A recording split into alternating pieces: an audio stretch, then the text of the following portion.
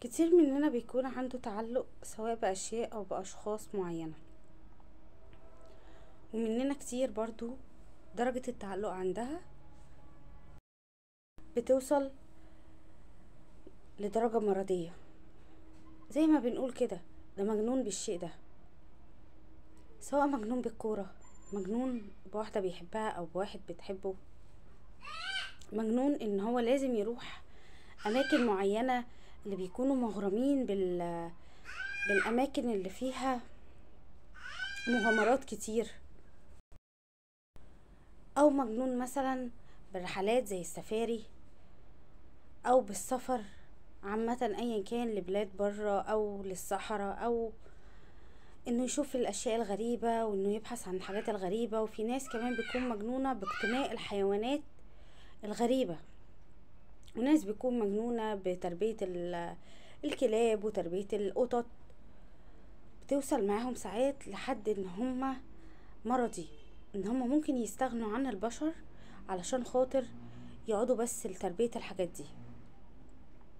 في كمان اشخاص بتتعلق سواء بحبيب او صديق لدرجة ان هو ممكن يستحمل منه اي حاجة هو ممكن يعملها فيه، ويضغط على نفسه ويضغط على اعصابه ويضغط على كل حاجة عشان خاطر ينول رضاه. بس في كمان ناس بتوصل لحد الجنون في حبها، وده غالبا بيوصل معاه بعد كده المرض نفسي، وبيوصل لحاجات هو في غنى عنها.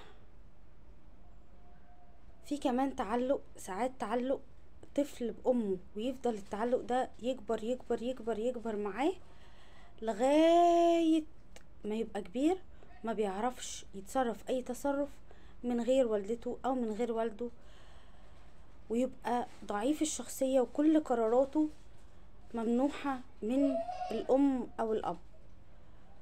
ويكون في بعد كده مشاكل فيما بعد، سواء مع الزوجة او في مواجهته للحياة او في دراسته. دايما بتلاقيه انطوائي، مش عايز يتعامل مع الناس، عايز يتعامل مع امه او ابوه فقط لا غير. ما بيحبش يخرج، ما بيحبش يندمج مع الناس، لانه ما بيبقاش ليه شخصية، تبقى شخصيته ضعيفة جدا. طيب هل التعلق ده بيبقى ليه علاج؟ طبعا بيكون ليه علاج. لو التعلق بالاشياء او بالاشخاص تعلق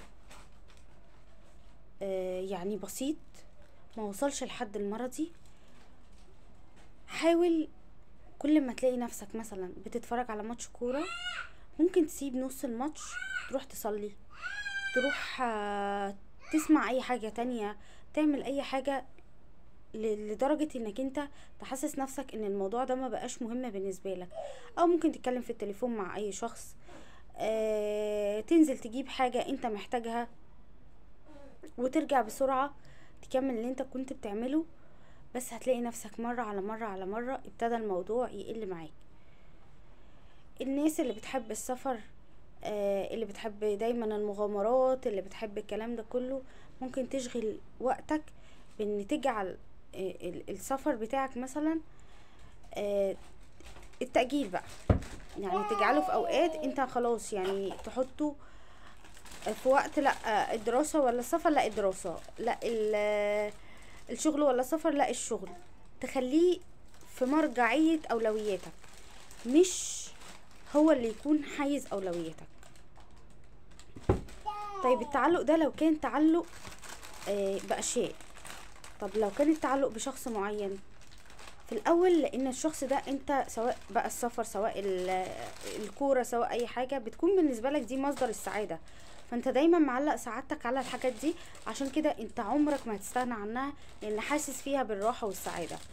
طيب انا دلوقتي شخص معين بتعلق بيه قوي، ما بحسش بالسعادة غير معاه، ودايما عايزه اكون معاه لاني بحس معاه بالراحه النفسيه، وهو ابتدى يضغط عليا عصبيا ونفسيا، وابتدى يخش في موضوع استغلال. اعمل ايه؟ هتبتدي تبعد عن الشخص ده تدريجي، لانك انت مش هتقدر اساسا تسيب الشخص ده مره واحده. هتزعل، هتعيط، هتصرخ، اعمل كل حاجه انت نفسك فيها، اقفل على نفسك، اصرخ، عيط، ابكي، قدامك كل حاجة وحشة هو اللي بيعملها فيك، وطول ما انت حاطط الصورة الوحشة دي هتفضل كل ما يتصل بيك مش عايز ترد عليه، كل ما يجي يقولك اقابلك ملكش نفس تقابله، لغاية ما هتوصل معاك لحد ان هو يكون شخص عادي جدا في حياتك. في ناس كتير قوي اتعالجت بالطريقة دي. طب انا وصلت لدرجة مرضية اكتر من كده، علاجك هو الصلاة والدعاء، وده مش لاني شيخة، لان فعلا هو ده العلاج. قراية القرآن، الصلاة، العبادة، تقرب اكتر من ربنا هتبعد اكتر عن الشخص ده.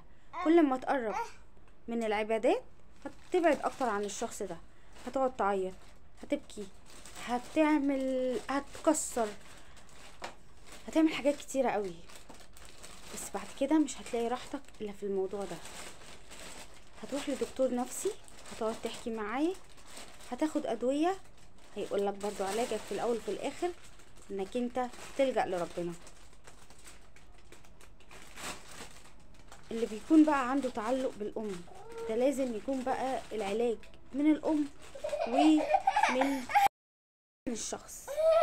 تبدأ الام واحدة واحدة تسحب مسؤوليتها من ابنها، ومن يعني كتر اهتمامها من ابنها او من بنتها بالتدريج، لغاية ما توصله لمرحلة ان هو يعتمد على نفسه. وساعات بتوصل ان هي لما الام بتشيل اعتمادها منه او اهتمامها زاد منه، بيبتدي يلجأ للزوجة او لحبيبة او يدور على حد تاني يرمي